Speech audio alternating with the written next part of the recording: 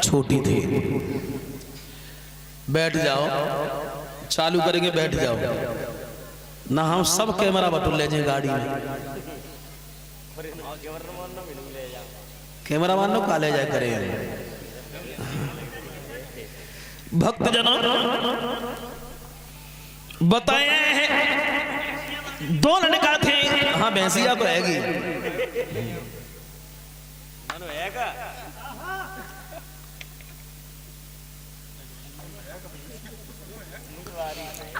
उग्रसेन बड़े थे और देवक छोटी थी। उग्रसेन की पत्नी का नाम था पवन रेखा। ये पवन रेखा बहुत बड़ी पतिव्रता थी, लेकिन उग्रसेन के घर में किसी संतान ने जन्म नहीं लिया था। और देवक के 7 लड़कियां थी और 7 लड़कियां वसुदेव को ब्याई गई थी। ये वसुदेव वटेश्वर के रहने वाले थे। और ये कंस जो था वो उग्रसेन से नहीं बल्कि दुर्मिल के नाम के राक्षस से पैदा हुआ था। ऐसा कैसे हो गया? देखो, ये पवन रेखा बहुत बड़ी पतिव्रता थी और पवन रेखा देखने में बहुत सुंदर लगती थी। एक दिन पवन रेखा ने अपनी सहेलियों से कहा है कि सारे दिन घर पर बैठे रहते हैं, चलो आज वन में ही घूमे आए। चलो। पवन रेखा बोली, चल बहन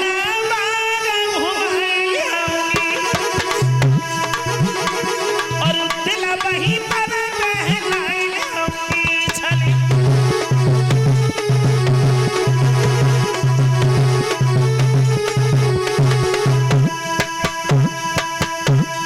पवन रेखा अपनी सहेलियों से बोली है, चलो आज बाग में घूमे आए।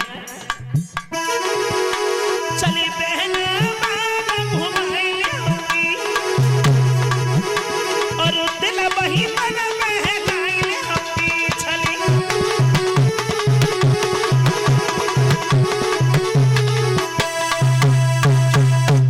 पवन रेखा सहेलियों को साथ लेकर के बाग में जब पहुंची है और जब वन में पहुंची है, दुर्मिल के नाम के राक्षस ने जब पवन रेखा को देखा तो आंधी और तूफान मचाना शुरू कर दिया।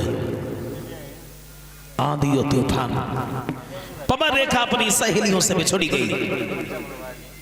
उस राक्षस ने उग्रसेन का भेष धारण किया और पवन रेखा के सामने पहुंच गया। रानी, घबराने की जरूरत नहीं है, तुम्हारी रक्षा करने के लिए हम तैयार हैं। बोला है वो राक्षस। बोला यो प्रिय रुदन मत करी और ये हाजिर है तेरा रखवाला। मेरे सामने देख भला अब कौन है हिम्मत वाला।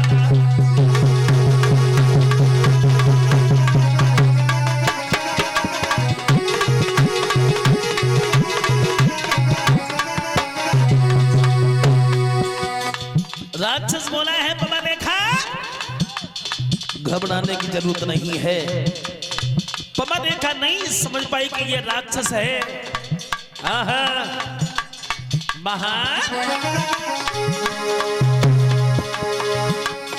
तो का से बनी चने कियो सती संभो प्रकटी है गयो अंत में पापी को सही हो।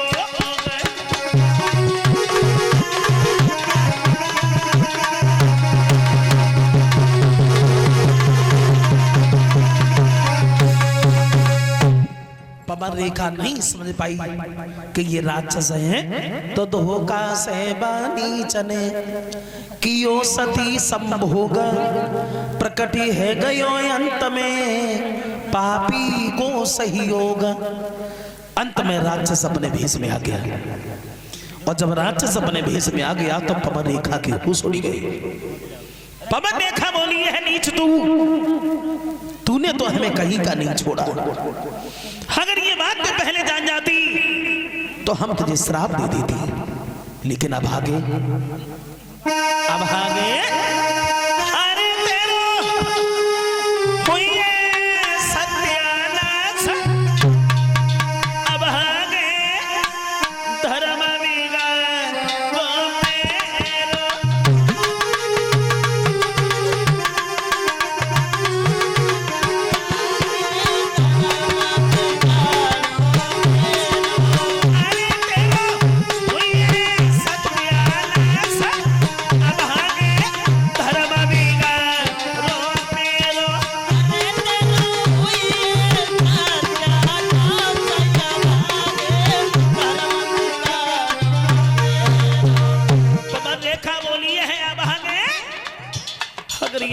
पहले जान जाती तो हम तुझे श्राप दे देते, लेकिन तूने तो हमें कहीं का नहीं छोड़ा। अब आगे कर पहले जानी जो लेती ते श्राप भस्म करी देती।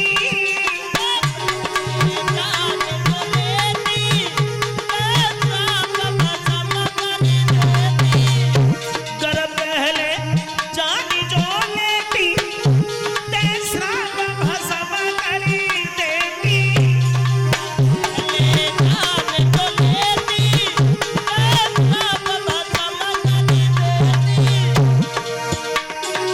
अरे तेरो हुई सत्यानाश, अब आगे धर्म बिगाड़ो मेरो।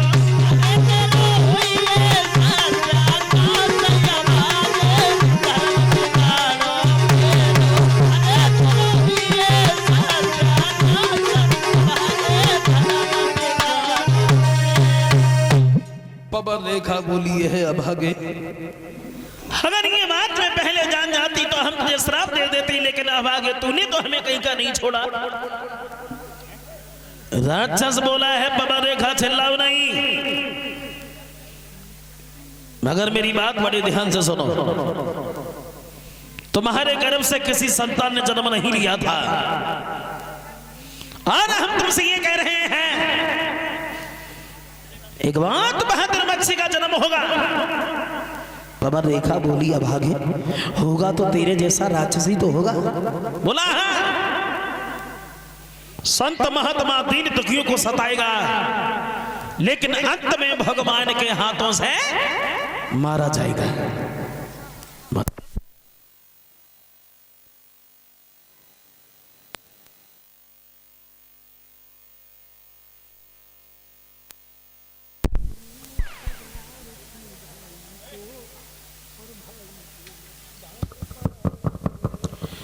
मतलब तो राक्षस बोला सुनो पवन रेखा, मेरी बात सुनो।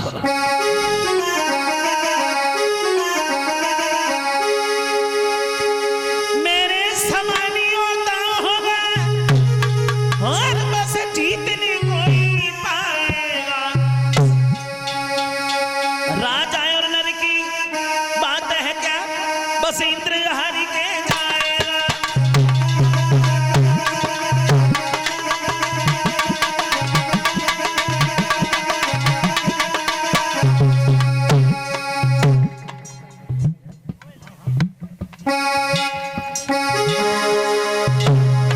मेरी बात सुना पवन रेखा, संत महात्मा दीन दुखियों को सताएगा, लेकिन अंत में भगवान के हाथों से मारा जाएगा।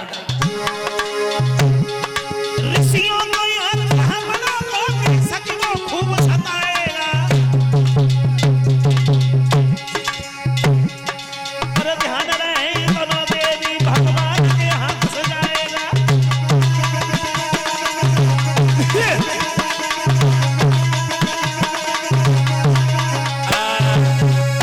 संत महात्मा दीन दुखियों को सताएगा, लेकिन अंत में भगवान के हाथों से मारा जाएगा। भगवत श्रोताओ, पवन रेखा जो है वो वन से घर वापस आई। घर पर आकर के कुछ नहीं बताया कि वन में क्या हुआ। धीरे धीरे जब समय व्यतीत हुआ है तो पवन रेखा के गर्भ से एक बालक का जन्म हुआ, और जब बच्चे का जन्म हुआ तो आंधी और तूफान आने लगे। एक बात और बता दें आपको, घर में जब सपूत पैदा होते हैं तो सगुन दिखाई पड़ते हैं, और जब घर में कुल कपूत पैदा होते हैं तो अशुन नजर में आते हैं।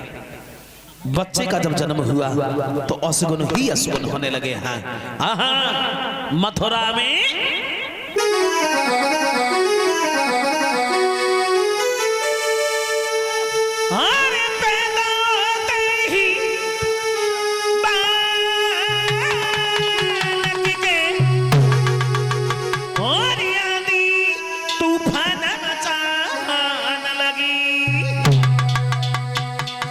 बिजली चमकी आकाश हिलो, एक महाप्रलय सी आने लगी।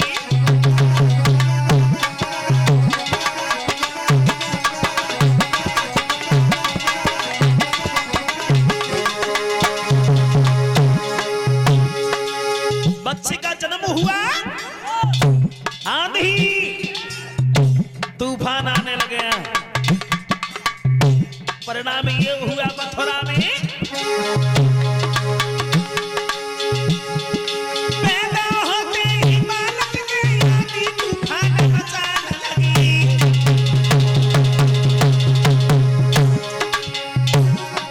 बिजली चमकी आकाश हिलो एक महाप्रलय छियाने लगी।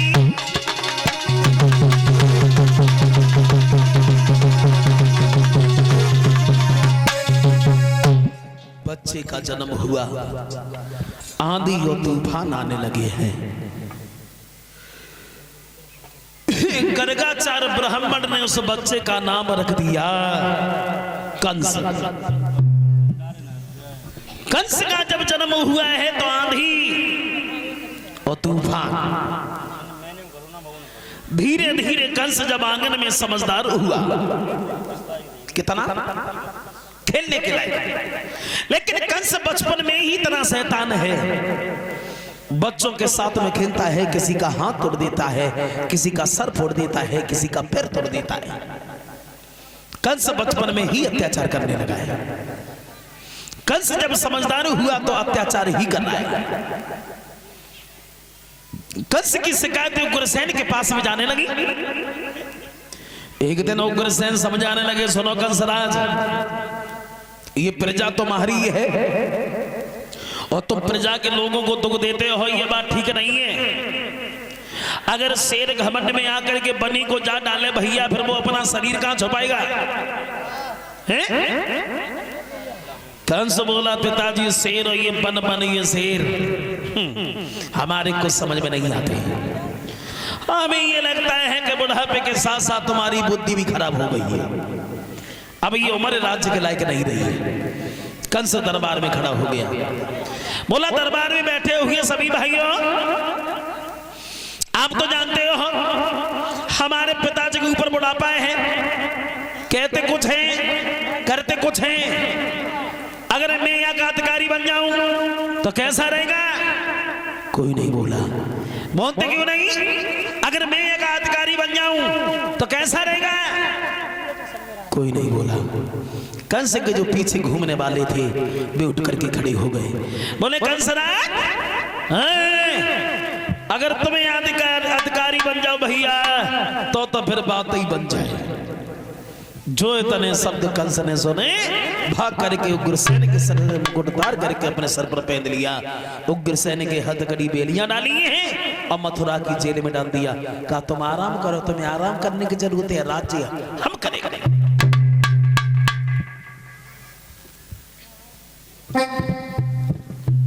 कंस जब अधिकारी बना,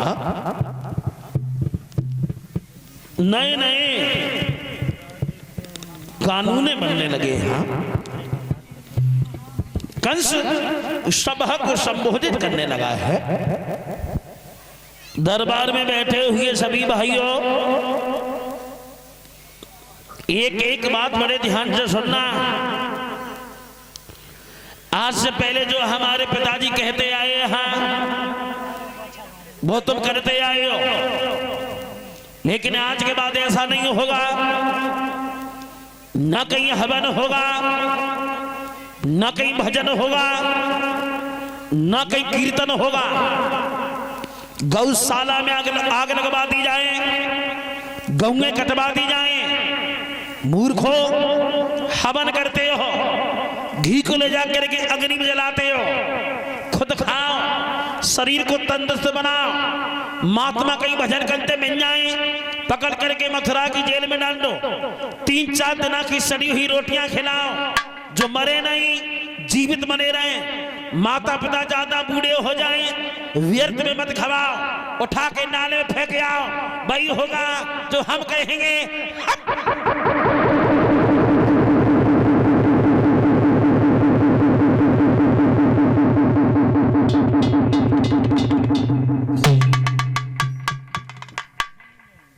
कंस जब अधिकारी बना तो नए कानून बनने लगे हैं मथुरा में।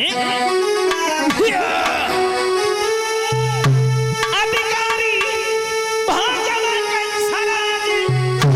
और कानून नए बनने लगे। फिर सोई लुच्चाई और लफंगना के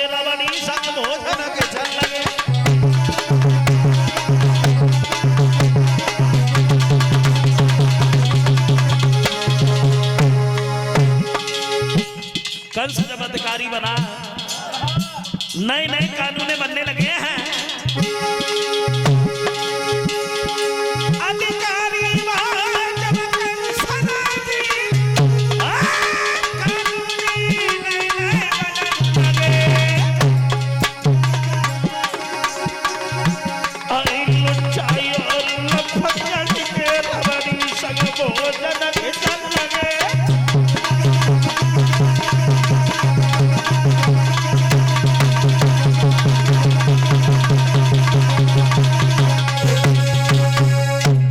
कंस जब अधिकारी बना, नए नए कानून बनने लगे हैं। कंस बोला भाइयों की बात बताओ, आप तो जानते हो कि ये कंस शादी के लायक है। अगर तुम्हारी नजर में कोई लड़की आए तो हमें बताओ।